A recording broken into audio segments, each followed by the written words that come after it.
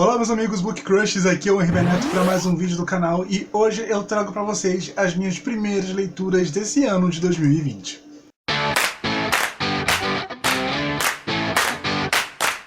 Muito bem, antes de nós começarmos esse nosso vlog de leituras, eu quero perguntar para vocês se vocês já apertaram o botão de gostei aqui embaixo. E gosto sempre de lembrar que você apertando o botão de gostei vão estar ajudando bastante os algoritmos do YouTube a compartilhar o conteúdo apresentado aqui no canal Book Crush para as demais pessoas e também a ajustar as recomendações que você recebe aí na sua linha do tempo. Clicou no gostei, o canal Book Crush vai aparecer muito mais para você também. Se você ainda não é inscrito no canal, seja muito bem-vindo, se torne um Book Crusher. Ative o sininho para estar sempre sabendo quando tem vídeo novo por aqui. E lembrando também que todos os links de compra de todos os livros citados aqui nesse nosso vídeo vão estar aqui embaixo na caixa de informações. E que vocês comprando lá na Amazon através dos meus links, eu recebo uma pequena comissão e vocês não vão estar pagando nada além por isso, além de, é claro, estar ajudando bastante ao canal. Enfim, pessoal, o ano 2020 finalmente começou, o verão também, vocês nem imaginam como é que está quente aqui no meu quarto. E eu gravei vários vlogs no decorrer dessas últimas semanas de janeiro, compartilhando com vocês as minhas leituras tanto em livro físico quanto em livro digital, pois como eu disse para vocês no nosso primeiro vídeo aqui no canal, minha meta desse ano é justamente ler um livro físico para cada livro digital que eu li. E até o momento eu estou conseguindo fazer isso. E foi muito fascinante conhecer todas essas histórias e eu espero que vocês gostem desse vlog de leituras e continuem comigo até o final. Vamos lá? Ok, pessoal, me desculpem pelo ruído de fundo, hoje é dia 6 de janeiro e está extremamente quente e não tem como eu fazer nenhum vídeo hoje sem que eu ligue o ventilador. E o meu ventilador faz um pouco de barulho, se é que vocês conseguem perceber, com certeza devem estar percebendo, mas enfim, não é sobre o meu ventilador que eu quero vir falar aqui hoje. Na verdade eu quero vir falar sobre a minha primeira leitura que eu vou começar esse ano de 2020. A história que eu decidi começar nesse ano vai ser aqui no meu Kindle. É uma história nacional e a história escolhida foi E Se Tocássemos o Céu, do Léo Oliveira, que foi publicado lá na Amazon no final do ano passado e que eu comprei, só que eu sabia que não ia conseguir ler no final do ano, então deixei para justamente começar o ano 2020 lendo essa história do Léo Oliveira. Eu já li outra história que foi a parceria que ele fez com a Larissa Ciliani, que é aquela história de Natal, Todos Nós Vemos Estrelas, que eu amei e tem vídeo opinião aqui no canal, vou deixar o link aqui em cima para quem quiser assistir. Então estou bastante empolgado porque Todos Nós Vemos Estrelas foi uma história que me emocionou bastante. Eu quero ver como é que o Léo vai trabalhar em uma história solo. Tudo que eu sei é que é uma história de um rapaz que vai na Comic Con conhecer o Chris Hemsworth, que é o ator que faz o Thor, e ele é muito fã, e é isso. É tudo que eu sei, mas eu tô aqui com a página aberta da Amazon, que tá me dizendo que eu comprei o livro no dia 5 de dezembro de 2019. A história tem 127 páginas e eu vou ler a sinopse aqui rapidinho pra vocês. Joaquim tem 18 anos, é apaixonado por música e o primeiro e maior fã do Chris Hemsworth. Entre uma composição e outra, ele tenta reencontrar a sua verdadeira voz enquanto escreve e-mails que nunca serão enviados para o seu Thor. Mas às vezes é difícil deixar o passado de lado, até mesmo quando seu ator favorito vai participar do evento mais incrível do planeta. Na tentativa de encontrar um espaço no mundo e amar o que há mais puro dentro de si, Joaquim irá descobrir que o céu não é o limite, quando se trata de viver um dia após o outro. Enfim, a sinopse disse exatamente o que eu sabia da história. É esse rapaz, 18 anos, pela capa dá pra ver que ele é um rapaz negro, e ele vai na Comic Con, ele quer conhecer o Chris Hemsworth, ele manda e-mails pro ator, que obviamente o ator não lê, né, ele manda mais como um diário mesmo, então eu não sei se a história vai ser escrita em diário ou não, mas eu tô muito empolgado, espero terminar a história ainda hoje, são só 127 páginas, então quando eu terminar eu volto aqui e converso com vocês sobre o que eu achei dessa nova novela escrita pelo Léo Oliveira, ok? Muito bem, pessoal, outro dia, o mesmo calor infernal, então vamos continuar com esse ruído de fundo na gravação, porque eu não posso desligar o ventilador de forma alguma, mas eu terminei a novela do Léo Oliveira, que é E Se Tocássemos o Céu, que foi lançado lá na Amazon e eu li pelo Kindle Unlimited. Eu estou bastante surpreso com o quão carismático é esse protagonista que o Léo Oliveira criou para sua história. O Joaquim, ou Joa, como ele é chamado pelos amigos e pelos pais, é um rapaz que tá ali no início da faculdade, é negro, ele é gay, os pais dele, ambos os pais são gays também, e ele enfrentou muito bullying na época da escola por conta disso. Ele tem alguns problemas com autoimagem, porque ele não se acha a pessoa mais bonita do mundo, e ele saiu, faz um tempo que ele saiu de uma relação abusiva, de uma relação extremamente tóxica. E quando a história aqui começa, o Joaquim ele tá num ponto em que ele tá tentando lidar com todos esses sentimentos, preocupado porque o trabalho dos pais não vai muito bem. Ele pensa em finalmente, né, vender as músicas que ele compõe e que não conta pra ninguém. E o ponto de partida dessa história de Se Tocássemos o Céu é quando é anunciado na Comic Con Experience, que acontece em São Paulo, a vinda do Chris Hemsworth, que é o Thor da Marvel no cinema, e ele é completamente apaixonado pelo ator, tanto que ele pegou um e-mail que ele encontrou pela internet para se corresponder com ele. Ele tem plena ciência que talvez aquele e-mail não seja real, mas ele usa mais como um diário, na verdade, do que está acontecendo na vida dele para desabafar e etc. E ele coloca na cabeça que ele precisa conhecer o ator e que ele vai fazer isso pelos próprios meios, que ele vai comprar, ele não vai pedir ajuda para os pais por conta do momento delicado que eles estão passando, ele vai pagar pelo próprio ingresso para ele poder conhecer esse ator. E basicamente é ele correndo atrás desse sonho dele e lidando com todos esses sentimentos que ele possui. Mas o Joa, ele é um personagem muito fofo, sabe? Ele tem uma visão de mundo muito única. Isso é muito encantador, sabe? Essa personalidade sonhadora do personagem é muito encantadora. Conhecer o personagem, a narrativa dele, a voz dele através das páginas, foi o que mais me cativou na leitura dessa história. Pra mim foi o grande ponto alto, na verdade, sabe? Mas não é só isso que E Se Tocássemos o Céu tem, ele vai ter um lado de romance também, com um rapaz que ele vai conhecer na padaria, que é uma coincidência enorme, porque os pais dele se conheceram no supermercado também, ele vai conhecer esse rapaz no supermercado. E a primeira cena entre os dois é muito fofa, é muito adorável, só que assim, falando num todo, eu senti que o relacionamento dos dois, os dois se conhecendo, essa parte do romance da história acabou ficando meio avulsa, diante da magnitude e da importância dos outros pontos da vida do Joaquim, a narrativa da história. O rapaz, ele demora um pouco a aparecer de novo no texto, e quando ele aparece, ele faz uma coisa assim que eu não engoli muito bem. Talvez se ele se desculpasse 100%, sabe, eu tivesse até perdoado o personagem, mas acabou que ele meio que dá uma desculpa, sem pé nem cabeça, pro Joaquim, e o Joaquim aceita o que o Sal fala. Sal é, no caso, o Samuel, esse rapaz, e continua assim, eles se conhecendo, e não foi exatamente isso que aconteceu comigo, sabe, eu fiquei meio...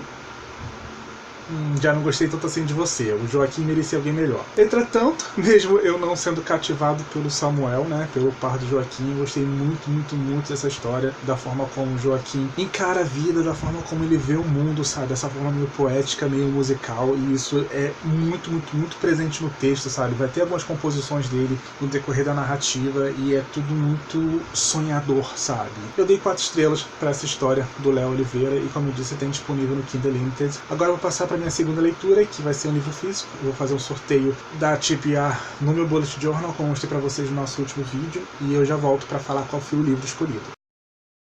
Ok, eu já estou aqui com o meu bullet journal, vou abrir aqui na página da TBR de livro físico. Eu mostrei para vocês, está aqui nesse envelope, e eu vou pegar um dos papeizinhos para saber qual vai ser a minha primeira leitura em livro físico. Peguei, vocês podem ver, e o primeiro livro físico depois de Se Tocássemos o Céu vai ser Moletom, do Júlio Azevedo. Deixa eu ver se vai aparecer. Moletom, do Júlio Azevedo. Eu vou pegar, que eu já deixei separado os livros que eu coloquei na TBR aqui do lado, então vou pegar para vocês. Tá aqui, olha, Moletom, que saiu pela Globo Out, que agora é só Out, né, preciso me acostumar. Ele é bem fininho, ele é praticamente uma novela, né, tem menos de 200 páginas com certeza, 167 páginas só. Eu vou ler a sinopse aqui na orelha para vocês, que é bem rapidinha também. Pedro está fugindo de algo. Ele acaba de chegar em uma nova cidade, onde ficará hospedado na casa da tia por algum tempo. Essa mudança representa para ele um recomeço, uma fuga de algo que está causando uma grande angústia. No entanto, ele logo perceberá que não adianta tentar escapar dos problemas. Eles nos perseguem até que os encaremos de frente. Assim que chega a esse novo ambiente, ele conhece Lucas, um garoto que despertará exatamente os sentimentos que ele estava tentando evitar. Todas essas transformações vão mostrar a Pedro que, para encarar a vida, é preciso um tanto de coragem e um tanto de poesia. Enfim, né? Ao que parece, ele tem problemas com a sua sexualidade. Quando ele vai mudar para casa da Satie, ele vai conhecer um rapaz que vai mexer com os sentimentos dele e ele vai ter que lidar de frente com isso. É um livro muito bonito visualmente falando. Ele tem partes ilustradas, algumas partes em quadrinhos também, olha. Se vocês conseguem ver. Além da prosa tradicional. Enfim, eu tô bastante empolgado, eu acho que eu vou ler isso aqui super rapidinho. E assim que terminar, vocês sabem, né? Eu volto aqui para atualizar vocês como é que andam as minhas primeiras leituras esse ano 2020. Ok? Tudo bem, vocês se lembram da sinopse que eu fiz para Moletom do Júlio Azevedo? Ou então a interpretação da sinopse que eu fiz de Moletom? Ok, não tem nada a ver de fato com a história que eu encontrei aqui. Na verdade, eu tô nesse momento na segunda metade do livro, literalmente na metade do livro. E aqui nós vamos conhecer o Pedro, que é esse rapaz que tem uma relação bem problemática com o pai desde que saiu do armário. E por conta disso, ele vai passar um tempo com uma tia que vive em uma cidade litorânea. E nessa cidade da tia, ele acaba conhecendo o Lucas. Lucas, que é esse barista, uma cafeteria que ele acaba entrando totalmente sem querer por conta de uma chuva. E que é um rapaz que encanta muito ele, sabe? Só que ele sabe que não vai ficar ali na cidade da tia para sempre. Ele sabe que qualquer relacionamento que vai surgir com o Lucas está fadado a um fim. E é com o peso, né, de que talvez ele tenha que voltar para a cidade dele, talvez ele não fique ali para sempre, talvez as coisas com o Lucas não se desenvolvam tanto quanto ele queira, que a história de Moletom vai começar. Enfim, o livro ele tem bem menos inserções de ilustrações do que realmente achava que ele tinha. As ilustrações elas são bem pontuais e para marcar determinados sentimentos que o personagem está tendo ali. A própria narração, os capítulos são bem curtos e os capítulos em si são formados como em pequenas cápsulas, fragmentos de cenas importantes que vão acontecer no decorrer dos dias que ele vai contando ali na casa da tia dele. Isso tá me fazendo ler super rápido, sem sombra de dúvidas. Eu comecei a ler esse livro lá na casa da minha irmã ontem e eu cheguei na metade já e eu já tô indo pro final. Eu tô me surpreendendo bastante porque pelo começo eu tava ok, né, vamos acompanhar essa história. E já aconteceram algumas coisas com relação ao Pedro e até mesmo ao Lucas que me surpreenderam bastante. E agora eu estou muito interessado para saber o que vai acontecer na história a partir desse ponto. Então, eu terminei de ler O Moletom do Júlio Azevedo e eu preciso dizer para vocês que eu estou completamente surpreendido por essa história aqui. E, acima de tudo, quando a gente termina de ler esse livro, acaba percebendo que o Júlio Azevedo ele queria contar uma narrativa sobre meios do caminho, sabe? Aquele momento da vida do personagem, ou mesmo das nossas vidas, em que a gente tá passando por um período de transição, sabe? Saindo de um ponto e indo para outro lugar que a gente ainda não sabe qual é, mas que temos consciência, e o personagem às vezes também tem consciência de que é importante na vida dele, mas aqui ele pega justamente esse momento de transição e transforma em uma história. Fala que algo muito importante vai acontecer com ele aqui, com o Pedro, e também com outro personagem, no caso o Lucas, e falar que em algumas situações até mesmo histórias de transições, elas são importantes, elas são necessárias para transformar a nossa vida, elas vão deixar uma marca, e eu achei isso muito legal e muito bonito de se acompanhar quando eu percebi que esse era o tom da história. Ele vai ter um clima bem agridoce, porque desde o começo você percebe que, ao que tudo indica, vai ser uma história sobre aquele mês em específico, sabe? Que o fim não vai ser o mais esperado pelo leitor. E quando eu terminei, quando eu fechei o livro, eu pensei, caramba, o Júlio Azevedo realmente está de parabéns. Principalmente por essa novela ter sido escrita por ele aos 18 anos de idade. E eu fiquei muito surpreso porque vão ter momentos bastante tocantes durante essa história aqui, durante essa novela. Pensar que isso foi escrito por um rapaz de 18 anos na época é bem impressionante, e eu falo isso com toda a sinceridade. Dito tudo isso, eu achei esse livro perfeito? Não. Existem duas questões aqui que eu acho que poderiam ter sido trabalhadas melhores, que poderiam ter sido mudadas um pouco. A primeira delas com relação ao primeiro encontro do Pedro com o Lucas. Se a cena tivesse sido descrita como foi descrita pelo ponto de vista do Lucas, eu acho que eu teria comprado muito mais o relacionamento deles já do começo do que ter esperado a novela inteira acontecer para eu ter aceitado a história dos dois de peito aberto. E outra questão eu não posso falar porque seria um spoiler, mas que é algo que acontece na última parte do livro, no terço final, por assim dizer, e que eu acho que deveria e o leitor merecia ver essa cena acontecendo. A gente sabe que ela vai acontecer, mas que nós não vemos de fato acontecendo, nós não testemunhamos. E eu acho que era importante o leitor ver essa cena. Mas ainda assim, como eu disse pra vocês, eu comprei bastante essa ideia, essa coisa do livro ser sobre o meio do caminho, sabe? Não sobre começos ou sobre fins, mas sobre meios do caminho. E eu achei isso muito, muito, muito interessante. 4 estrelas, e eu acho que se vocês tiverem a oportunidade de ler, leiam. Eu gostei de verdade. Muito bem, depois do livro físico, chegou a vez do livro digital. Aqui no meu Kindle, e eu já sei qual vai ser a minha próxima leitura. Na verdade, ela é um lançamento, ela saiu nesse mês na Amazon e eu acabei recebendo o e-book de prova uma semana antes do autor, que eu tô falando do 4º volume da série antológica Soundtrack, do Lucas Mota. Tem a opinião dos 3 primeiros contos aqui no canal, vou tentar deixar o link aqui embaixo para quem quiser assistir. E eu gosto muito dessa série do Lucas Mota porque ela vai misturar algumas histórias de fantasia, outras histórias de sci-fi. Era para eu ter lido antes, obviamente, né? Mas eu estou lendo uma semana depois que a história foi disponibilizada na Amazon, né? Mas enfim, eu fico feliz que o Lucas Mota tenha me dado esse conto de presente. Muito, muito, muito obrigado, Lucas, de verdade. Estou muito empolgado para ler. Eu vou falar a sinopse para vocês de Algorithmia. Esse conto está disponível no Kindle Limited, assim como os 3 primeiros. Eu vou falar a sinopse aqui rapidinho para vocês. Uma inteligência artificial em um relacionamento com uma humana começa a desconfiar da legitimidade de seus sentimentos.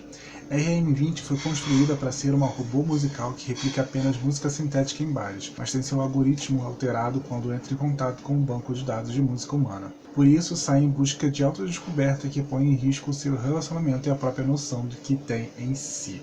Essa história é inspirada em músicas de grunge, especialmente de bandas como Pearl Jam e Nirvana. Assim como todas as histórias do Lucas Mota dessa série Soundtrack, elas são inspiradas em algumas músicas, ou bandas, ou gêneros. Nesse caso é um gênero, que é o grunge. E assim, a sinopse é muito, muito, muito doida. É aquela coisa meio Her, aí, inteligência artificial. Tô muito, muito, muito empolgado pra ler essa história. A capa é maravilhosa, assim como a capa dos 3 primeiros. Eu acho as capas da série Soundtrack simplesmente incríveis. Mas enfim, vou ler rapidinho e volto aqui pra vocês. Eu devo terminar ainda hoje pra contar o que eu achei desse 4º volume da série Soundtrack do Lucas Mota. Tudo bem?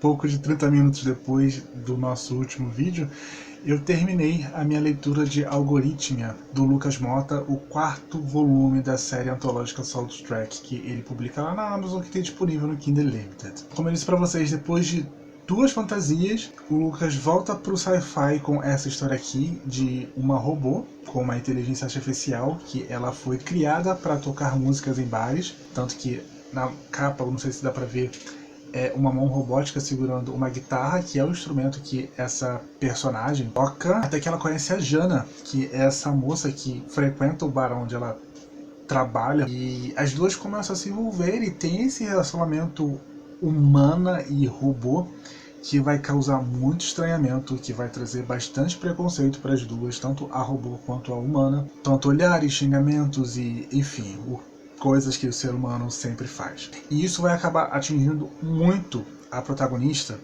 porque ela vai ver o quanto a Jana vai sofrer com isso, sabe? Então a RM, ela vai numa busca interna, assim, porque obviamente ela tem disponível um banco de dados, acesso ao banco de dados através dos sistemas dela, para tentar encontrar uma solução a isso, e ela acaba vendo que talvez ela ter essas emoções humanas, talvez ela ter esses sentimentos, possa ser culpa da programação que fizeram nela quando ela saiu da fábrica. Então ela quer encontrar um dos programadores dela, um dos criadores dela, por assim dizer, para saber se o que ela sente pela Jana de fato é real ou é algo sintético, algo que eles emularam para que ela sentisse e tivesse essa experiência ao tocar as músicas. Enfim, foi uma história assim que explodiu a minha cabeça, com toda certeza. Ela vai trazer mais inspirações óbvias, como eu disse, em Her, em AI, inteligência artificial, dessa coisa de se sentimentos são algo exclusivamente humanos, sabe, inerente só de humanos ou não. Obviamente tem uma crítica social muito forte em cima desse relacionamento das duas, da forma como a sociedade em si se comporta pelas duas estarem se relacionando, a humana e uma robô. O Lucas Mota, assim, é sempre muito, muito, muito preciso na sua narrativa, é sempre muito fluida, ela sempre consegue ser muito imaginativa, ele consegue descrever o seu futuro e o seu sci-fi de uma forma ímpar que você emerge rapidamente e consegue visualizar bastante o que ele está escrevendo ali, seja através da RM, a protagonista, seja no universo ali que ele está criando, onde robôs são comuns e eles têm direitos, sabe? Direitos trabalhistas, direitos sindicais, mesmo que eles não sejam considerados como humanos. Enfim, sabe? Esse vídeo não é monetizado mesmo, então eu posso falar. É um conto foda, assim como todos os outros da série Soundtrack. Sério, se você não conhece essa série do Lucas Mota, conheça. Leia O Destino de Aira, depois leia Desintegrado, depois leia A Maldição dos Homens Tigres, leia Algorithmia. Porque, cara, isso é sensacional. Isso é literatura contemporânea nacional de ultra qualidade, sabe? E que deveria receber um pouquinho mais de atenção das pessoas, porque é foda. Como disse, é muito foda. Muito bem, vai começar a chover daqui a pouco, então dá para perceber até pela imagem que está meio escura. Eu vou aproveitar para fazer o sorteio do nosso próximo livro físico, que eu vou ler agora em janeiro. Deixa eu ver aqui para a página do meu Bullet Journal e vou pegar aqui com vocês qual vai ser. Vou pegar até aqui da frente logo. Peguei. E o livro foi Entre Gravetos e Ossos, da Shanna Maguire. Vou tentar mostrar. O livro está aqui na pilha aqui do lado que eu deixei. Peraí. Peguei. Que é esse aqui, a continuação de Every Heart It's a Doorway. Eu me esqueci o nome em português, vou tentar De Volta Pra Casa. O nome em português é De Volta Pra Casa. E essa aqui é uma série antológica, né? Cada volume é com um protagonista diferente. Se eu não me engano, vai ser as duas irmãs que ela conhece lá naquela casa de crianças que voltam de mundos paralelos. Enfim, vou ler a sinopse rapidinho pra vocês. As gêmeas Jack e Jill tinham 17 anos quando encontraram um caminho de casa e foram mandadas para o lar de Eleanor West para crianças desajustadas. Esta é a história do que aconteceu antes. Jacqueline era a filha perfeita para sua mãe, educada e silenciosa, sempre vestida como uma princesa. Se às vezes a mãe era um pouco rigorosa, é porque esculpir a filha perfeita exigia disciplina. Gillian era a filha perfeita para o seu pai, aventureira e corajosa com roupas masculinizadas. Na verdade, ele preferia ter tido um menino, mas é preciso trabalhar com o que se tem. Elas tinham 5 anos quando aprenderam que não se pode confiar nos adultos.